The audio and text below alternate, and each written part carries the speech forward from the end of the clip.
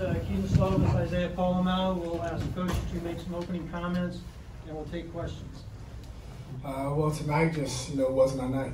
Oregon State, tonight they outcoached us, they outplayed us, and, it will all get fixed. I promise you that. Our whole message is make sure we go 1-0, and today we did not. We went 0-1. So we have to make sure that we learn from this and we come back tomorrow and keep building. It's a long season, right? I don't know how many games it was today, but, I'm assuming there's about 50 games and 25 teams lost. We just happen to be one of them. So our whole message is to make sure that we change that next week. Coach, what did you see that allowed them to have so much success running the ball? Well, shoot, offensive coordinator was great schematically. Up front, their line was, able to, double team and chip away and get up front. And the running back was a great player. So, they made some plays and they stuck with it. Coach, you guys had 76 yards rushing. What do you do specifically to fix that to get more balance as far as the offense? Well, for one, being the lead. Right, when you're behind, it becomes unbalanced because you have to keep passing the ball to stay in the ball game. What adjustments did you try and make defensively, and why wasn't it able to take effect, I guess? Well, we tried to make a couple of adjustments. The same thing is, they was finding the open gash. And, they was, like I said, it was double teaming, they was chipping away. They was doing some things, getting some bunch sets, and, was getting us to where it was 3-on-1, and they was, getting a lot of push up front on us. So, and the running back was able to make the first guy miss. Okay, when you took over, you talked about kind of the increased accountability that you wanted to have here. Why hasn't that, or didn't that translate on the field?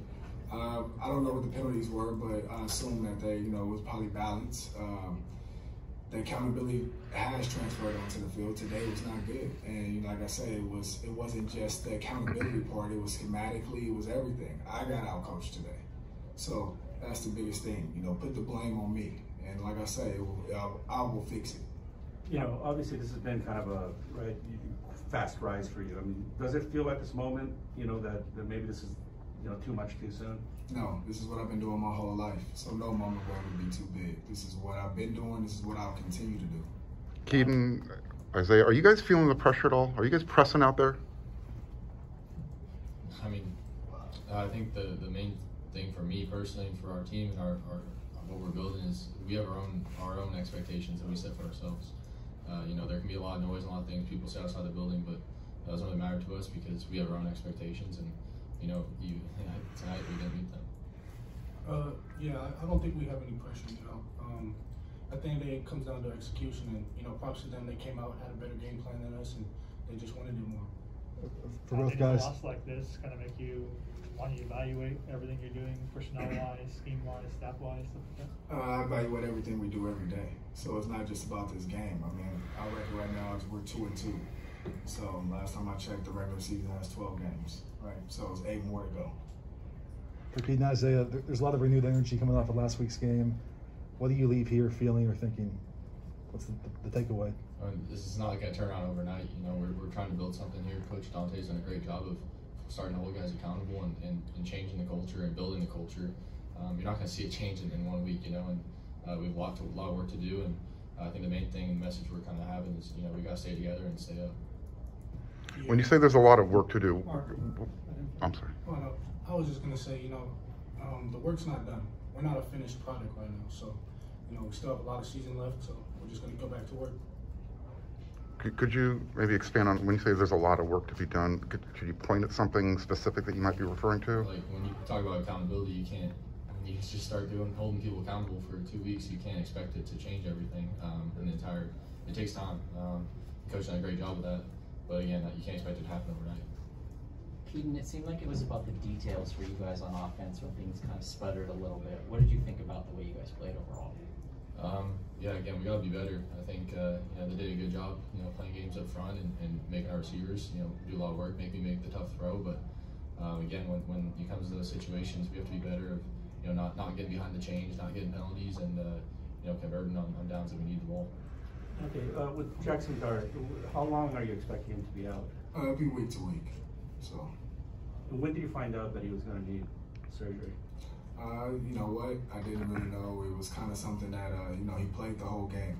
So with the injury he had, he played the whole game last week. So we actually didn't think that it was nothing too bad. And then next thing you know, he needed a small procedure, and it'll be week to week. Do you know what day that was that he had the procedure? I don't know off the top of my head right now. Given that he's had to have a procedure, do you question at all leaving him in last week? No, it was already done, and like I said, it was minor, so it'll still be week to week. Isaiah, the defense seemed to have figured some things out last week. How do you explain the week-to-week regression? I think Oregon State just had a good game plan for us, honestly. You know, we didn't make the adjustments, and honestly, our defense relies on making our plays. We put people in one-on-one positions, and you know, they just made their plays better than us, so gonna get back to work tomorrow. Donte, was there anything specific they did that you weren't expecting or that kind of surprised you guys with the run game? No. I mean, you know that they're going to do a run game. You know that they build up to the next level, and you know their O-line was big, fast, and physical. You knew that. You knew they had a great running back. That was probably going to be one of the better running backs we see all season, right? And you knew that the quarterback was a smart football player, and they ran their offense, you know, to the T. The offensive coordinator is a really good coach, and you know they had a game plan. And once they got a lead, it's hard to stop them once they get the lead. Let's go one more. Donte, what's the message to the team after a game like this and to prevent it from rolling over to the next week? That tomorrow we go back to work. I mean, it's no different than any other week. Even when we won, the next day we went back to work, right? It's a week to week, it's a different opponent, right? And once again, the opponent is faceless. The opponent mainly is us. What we need to do, we got to concentrate on us. As long as we concentrate on us, things will take care of themselves. All right, thank you, fellas. Thank you, guys. Thanks.